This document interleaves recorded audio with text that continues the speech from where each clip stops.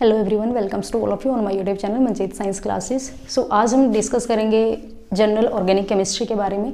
यहाँ पे कॉन्सेप्ट आता है कि हम कभी भी जब ऑर्गेनिक कंपाउंड के नोमेनक्लेचर के बारे में बात करते हैं, चाहे वो आयुपैक नेम हो या फिर वो कॉमन नेम हो, तो उनके अंदर हम कहीं कहीं पे किसी किसी कंपाउंड में एन आइसोनियो और सेक टर्ट का यूज़ करते हैं। सो बेसिकली बच्चों को कन्फ्यूज़न होती है कि हम कहाँ पे एन यूज़ करें, कहाँ पे आइसो यूज़ करें, कहाँ पे सेक यूज़ करें, मीन्स ये किस तरीके से यूज़ किया जाता है।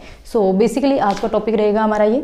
सो समझते हैं कैसे हम यूज़ करेंगे, कौन से नोमेनक्लेचर के अंदर आइसो का यूज़ किया जाएगा, कौन से के अंदर नियो या फिर टर्ट का यूज़ किया जाएगा। सो बेसिकली बच्चे, अगर हम बात करें जनरल ऑर्गेनिक केमिस्ट्री के बारे में, तो वहाँ पे आप हाइड्रोकार्बन से डील करते हो बेसिकली, देन उसके डेरिवेटिव से डील करते हो। मीन्स हमारे पास कार्बन होता है मेन। अब जो कार्बन है ये 4 बॉन्ड की फॉर्मेशन करता है, 4 बॉन्ड बनाता है। अब 4 बॉन्ड किसके साथ बना रहा है उसके ऊपर डिपेंड करती है कार्बन की डिग्री, कि कार्बन कितनी डिग्री का है। क्लियर? अगर कार्बन एक अदर कार्बन से जुड़ा हुआ है और दूसरे हाइड्रोजन है, देन इस कार्बन को बोलेंगे हम प्राइमरी कार्बन, क्योंकि कार्बन एक कार्बन से जुड़ा हुआ है। अगर कार्बन फर्दर 2 कार्बन से जुड़ा हुआ है और उसकी जो बाकी वैलेंसी है वो हाइड्रोजन पूरी कर रहा है, देन ये कार्बन होगा हमारा सेकेंडरी कार्बन। अगर 3 से जुड़ा हुआ है तो टर्शरी कार्बन, और अगर अदर 4 कार्बन से कार्बन जुड़ा हुआ है देन वो क्वाटरनरी कार्बन। सो कार्बन हमारे पास 4 टाइप की डिग्री शो करता है, primary, secondary, tertiary and quaternary. Clear? So भी एग्जाम्पल ले लेते हैं। लाइक मैंने लिया प्रोपेन, CH3, CH2, CH3, ये हमारे पास प्रोपेन है। अब अगर इस कार्बन की बात करें तो कितने कार्बन से जुड़ा हुआ है? एक कार्बन से, तो इसकी डिग्री है 1। सेकेंड वाले कार्बन की बात करें तो ये एक इस कार्बन से जुड़ा है और एक इस कार्बन से जुड़ा है, तो इसकी डिग्री है 2, और ये फिर हमारे पास 1। सो जब भी ऑर्गेनिक कंपाउंड की फॉर्मेशन होगी with the help of the hydrocarbons, तो कोई ना कोई हाइड्रोजन रिमूव करवाया जाएगा, तब जाके कोई ना कोई ग्रुप अटैच होता है। क्योंकि कार्बन यहाँ पे भी 4 बॉन्ड, यहाँ पे भी 4 बॉन्ड, यहाँ पे भी 4 बॉन्ड। अगर कार्बन के पहले ही 4 बॉन्ड बने हुए हैं तो वो किसी और के साथ पार्टिसिपेट नहीं करेगा बॉन्डिंग के अंदर। सो यहाँ से कोई ना कोई हाइड्रोजन रिमूव करना पड़ेगा, और जब हाइड्रोजन रिमूव होगा तब हमारे पास कोई नया कंपाउंड बनेगा। सो बेसिकली हम 2 तरीके से हाइड्रोजन को रिमूव कर सकते हैं, मीन्स 2 जगह से हाइड्रोजन को रिमूव कर सकते हैं। अगर हमने प्राइमरी कार्बन से हाइड्रोजन को रिमूव किया, प्राइमरी कार्बन से हाइड्रोजन का रिमूवल करते हैं, तो हमारे पास क्या आता है? CH3, CH2, CH2, यहाँ से हाइड्रोजन गया तो यहाँ से ही बॉन्डिंग बनेगी। सेम अगर यहाँ से करते तब भी सेम ही आता, यहाँ से हो जाता है CH3, CH2, CH2, वही अब बना है CH3, CH2, CH2। Clear? Primary carbon से कौन से भी कार्बन से आप हाइड्रोजन को रिमूवल करवाओ, जो कंपाउंड बनेगा आगे वो सेम ही बनेगा। सो जब हमारे पास प्राइमरी कार्बन से हाइड्रोजन का रिमूवल होता है तब हम यूज करते हैं एन। और आपको पता है कि जब कोई भी हमारे पास एल्केन है, एल्केन में से एक हाइड्रोजन निकल जाएगा। कोई भी एल्केन है उसमें से एक हाइड्रोजन निकल जाता है तो उसको हम एल्काइल बोलते हैं, एल्काइल। लाइक CH4 मीथेन है, एक हाइड्रोजन निकाल दिया, CH3 बन गया, तो ये मिथाइल ग्रुप बन गया अब। सो ऐसे ही जब प्रोपेन में से एक हाइड्रोजन गया तो ये क्या हो गया? प्रोपाइल, तो हम बोलेंगे एन प्रोपाइल, एन प्रोपाइल। अब अगर हम सेकेंड कार्बन से रिमूवल करवाएं हाइड्रोजन का, सेकेंडरी कार्बन से हाइड्रोजन को रिमूव करवाया, देन क्या बनेगा? CH3, CH, CH3।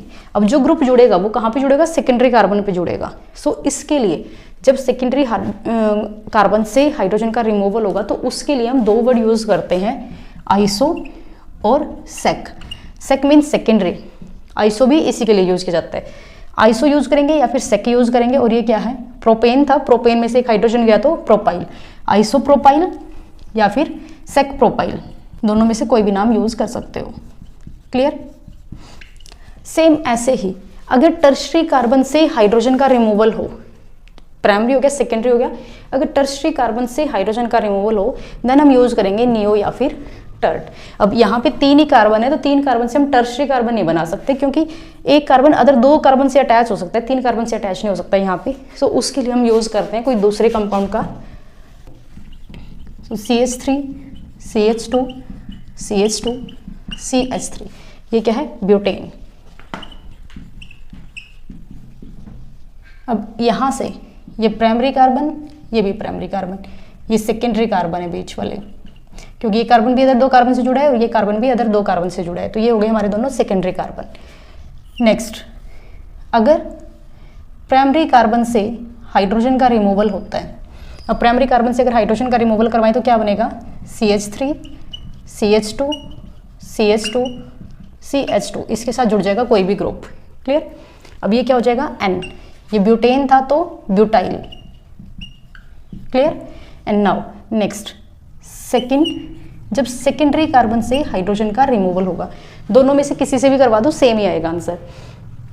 CH3 CH2, अगर मैं इस वाले से रिमूवल करवा रही हूँ CH3, यहाँ पे कोई भी ग्रुप जुड़ जाएगा। क्लियर। अब देखो, सेकेंडरी कार्बन से जब बाहर निकलता है हाइड्रोजन और सेकेंडरी कार्बन पे कोई भी ग्रुप अटैच होता है तो उसको हम क्या बोलते हैं, आइसो या फिर सेक।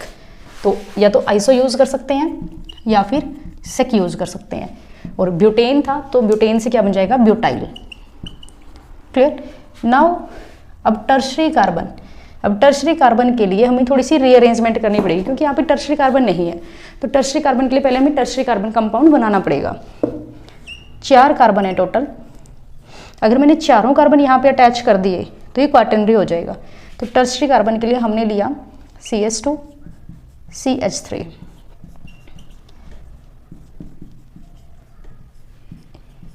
अब देखो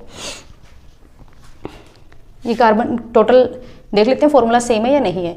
1 2 3 4, टोटल कार्बन कितने हैं, 4। हाइड्रोजन चेक करें, हाइड्रोजन 3 2 5, 3 2 5, 5 और 5 10, टोटल हाइड्रोजन है 10। ऐसे सेम यहाँ पे भी चेक कर लेते हैं, 1 2 3 4, 1 2 3 4, ठीक है। 3 3 6, 6 2 8, ऐसे 3 3 6, 6 और 3 9, 9 और 1 10। सो फॉर्मूला सेम है, मीन्स हमारा जो कंपाउंड है वो सही लिया, हमने कंपाउंड को चेंज नहीं किया है। सो नाउ अगर टर्शरी कार्बन से, अब ये कार्बन देखो, ये कार्बन इस कार्बन से जुड़ा है, ऊपर भी एक कार्बन से जुड़ा है और इस कार्बन से भी जुड़ा है, तो ये हो गया हमारा टर्शरी कार्बन। अब टर्शरी कार्बन से जब हाइड्रोजन का रिमूवल होगा, टर्शरी कार्बन से अगर इस हाइड्रोजन को रिमूव करवाया जाए, हमारे पास बनेगा CH3 CH3 CH3, यहाँ पे कोई अदर ग्रुप अटैच हो जाएगा आकर। सो इसके लिए हम यूज़ करेंगे नियो या फिर टर्ट। नियो या फिर टर्ट, टर्ट मीन्स टर्शरी, और ये ब्यूटेन था तो ये क्या हो जाएगा, butyl, tert butyl. Clear. So ये थे हमारे n iso neo and sec and tert कि हम कब क्या यूज़ करते हैं। अब बात आती है कि ठीक है, हमें पता लग गया आइसो और सेक क्या होता है, टर्ट और नियो क्या होता है, अब यूज़ कब करेंगे, आइसो और सेक को कब यूज़ करेंगे। अगर हमने कॉमन नेम लिखनी है, किसी भी कंपाउंड में कॉमन नेम लिखना है, तो हम यूज़ करेंगे एन आइसो या नियो में से कॉमन नेम के लिए। क्लियर। बट अगर हमने लिखने हैं आयोपेक सिस्टम के अकॉर्डिंग नेम, आयोपेक सिस्टम के अंदर हम यूज़ करेंगे टर्ट और सेक का। क्लियर। मीन्स हमें पता है एन कब यूज़ करना है, सिंगल चेन होगी या फिर प्राइमरी कार्बन से जब हाइड्रोजन रिमूव होगा तब एन, जब सेकेंडरी कार्बन से हाइड्रोजन रिमूव होगा तब हम आइसो या सेक यूज़ करेंगे, जब टर्शरी कार्बन से हाइड्रोजन रिमूव होगा तब हम टर्ट या फिर नियो यूज़ करेंगे। सो आइसो, एन और नियो यूज़ करते हैं कॉमन नेम के, कॉमन नेम लिखते हैं जब किसी भी कंपाउंड का, और जब हम आयोपेक सिस्टम में नेम लिखते हैं तो हम सेक या फिर टर्ट का यूज़ करते हैं। क्लियर। आई होप आपको वीडियो पसंद आई हो, आपको समझ आया हो टॉपिक कि कहाँ पे क्या यूज़ करना है हमें। अगर आपको वीडियो अच्छी लगती है, कंटेंट अच्छा लगता है, आपको समझ आता है, तो प्लीज़ वीडियो को लाइक करें, चैनल सब्सक्राइब करें और शेयर करें अपने दोस्तों के साथ। Thank you, have a nice day.